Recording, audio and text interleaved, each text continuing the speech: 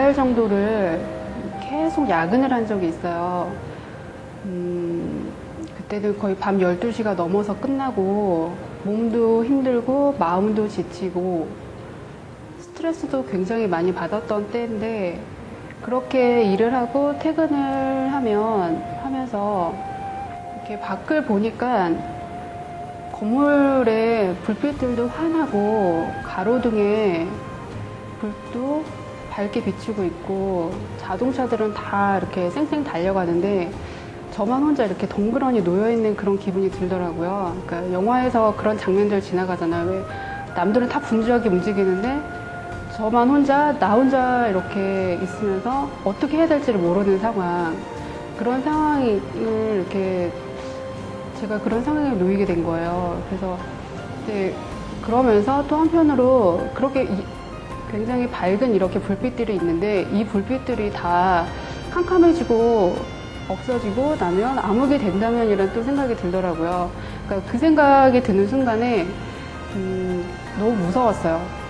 소름 돋게 섬뜩했고 너무 막막해서 내가 지금 뭘 해야 될지를 모르겠더라고요. 그래서 남들은 다 잘 지내고 목표도 있고 목적도 있는 것 같은데 저만 이렇게 회사 생활하면서 이러다가 그냥 내 인생이 끝이 나겠구나 라는 생각이 들더라고요. 그러면서 그 암흑 속에서 제가 이렇게 그때 운전을 하고 가고 있었는데 계속 달리다 보면 낭떠러지로 떨어질 것 같은 그런 생각이 들었어요. 그리고 또 그 어둠 속에서 제가 그냥 사라져버릴 것 같은 거예요. 아무도 모르게. 그래서 내가 이렇게 회사 생활을 하는 게 누구를 위해서 일을 하고 뭘 위해서 어떤 목적을 갖고 일을 하는지 모르겠는 거예요.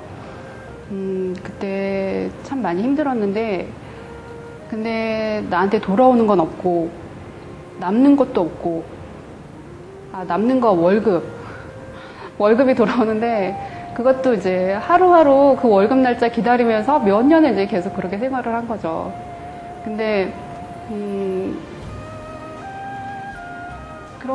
그런 생활을 계속 하다 보니까 나를 위해서 투자를 하고 나를 위해 살아야겠다. 이게 사는 삶이 내 삶이 아니다라는 생각이 들었어요. 그래서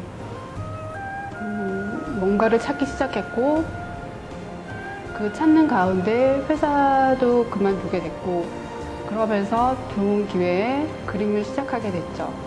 근데 그림을 시작할 때 제가 결혼을 하고 나서 그림도 시작하게 됐고 또 나이가 그리 적은 나이가 아니었어요. 불과 몇 년 전이니까. 그래서 옆에서 남편이 제가 그림을 공부를 하겠다라고 하니까 굉장히 좋아하면서 많이 격려해주고 응원해주고 이 나이에 새롭게 시작할 수 있는 용기가 부럽다라면서 굉장히 많이 도와줬어요.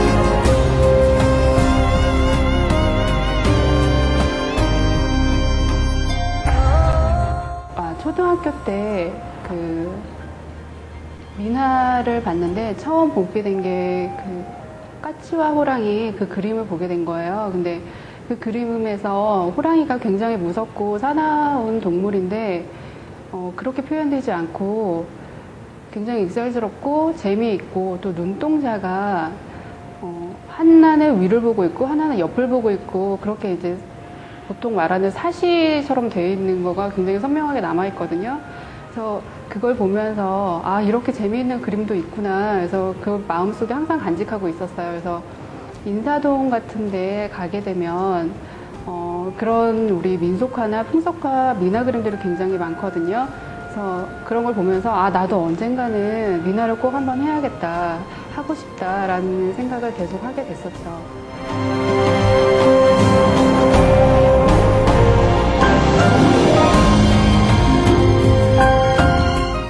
민화를 배우기 시작한 지 얼마 되지 않아서, 그러니까 1년도 되지 않아서 민화 그 정기전을 하게 됐어요. 선배들과 같이.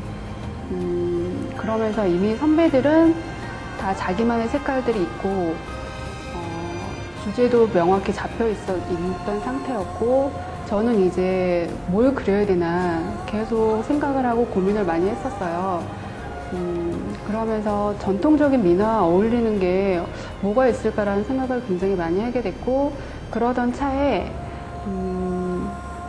꼭 그림을 종이에만 그려야 되는 건 아니다라는 생각이 들더라고요. 그래서 그런 생각을 하게 되니까 천이라는 소재가 있고, 또 천에서도 우리 전통적인 무시와 삼배라는 게 있더라고요. 그래서 그 무시와 삼배의 민화를 그리면 더 전통적인 느낌이 나지 않을까라는 생각을 하게 됐습니다.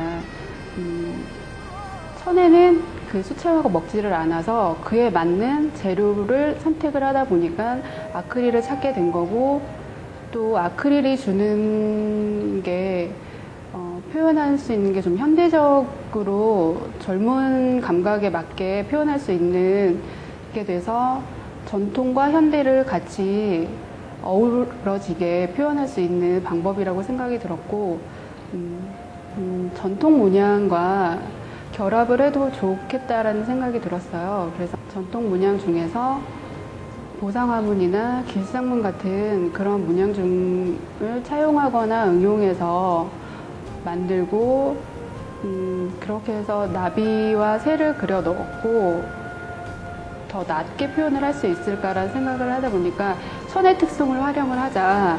그래서 우리 그 조각부와 연결을 해보면 좋을 것 같다는 생각이 들었어요. 그래서 조각부와 그렇게 연결하고 나니까 장식적인 의미도 더 부과가 되면서 그림이 제가 그렸던 것보다 훨씬 더 배가 돼서 더 좋아 보이더라고요.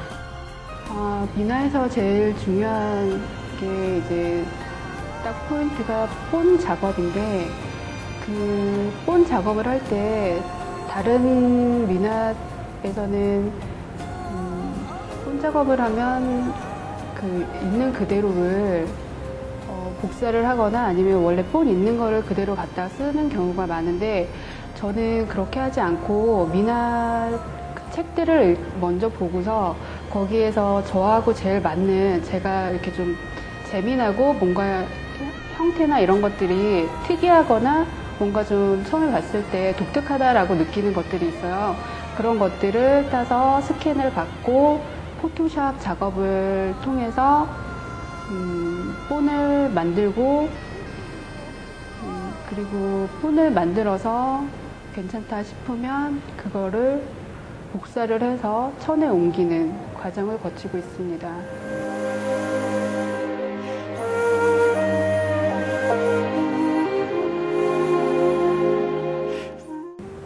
풍요 속에 빈곤이라는 말이 있는데, 회사 다닐 때는 경제적으로나 물질적으로는 풍족했지만 심리적으로나 정신적으로는 굉장히 불안하고 각박했던 시기였었고, 지금은 그 완전 반대로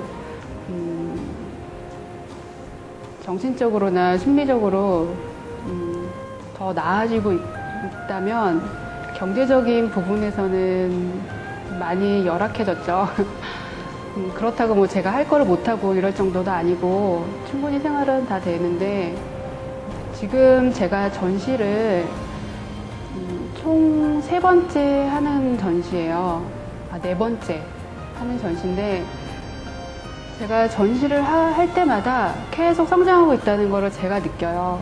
그래서 저번 전시보다는 이번 전시가 좀 더 나아졌고 더 좋아졌고, 그런 걸 느낄 때마다 정말 훌륭한 선택을 했고 특급 선택을 내가 잘했구나, 그런 생각이 들면서 이번 전시도 제가 하면서 준비를 하면서 어떤 부분은 좀 더 괜찮아졌고 어떤 부분은 많이 부족하고 더 노력을 해야 되고, 많이 제 자신에 대해서 알았고 또 더 나아지고 좋아질 거라는 기대가 있습니다.